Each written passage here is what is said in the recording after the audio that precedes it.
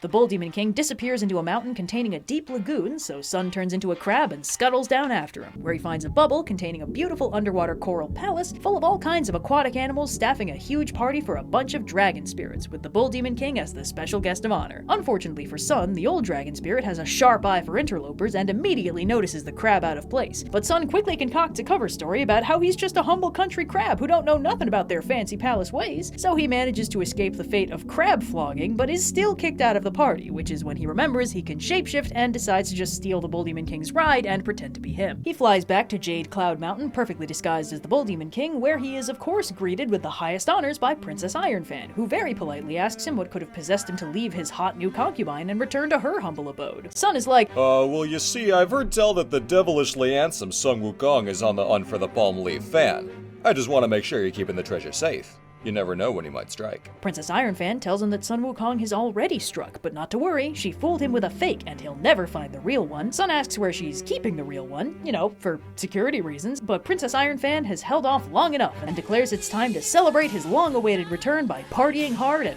flirting even harder, leaving Sun deeply uncomfortable as he quickly processes the ramifications of doing his espionage in the form of this woman's husband. He finally gets her back on track on the where exactly is the fan question, and she responds by spitting out a really tiny one. Sun stares at it in abject confusion for a minute before Princess Ironfan explains that as he knows, obviously the fan is hidden in its travel-sized mode, until he touches the specific thread on the handle and recites the spell that'll change it into its full-sized form just like so. Sun thanks her for her help, drops the illusion, suggests she dial back on the drinking a little bit, and then bolts, leaving Princess Ironfan once again absolutely furious.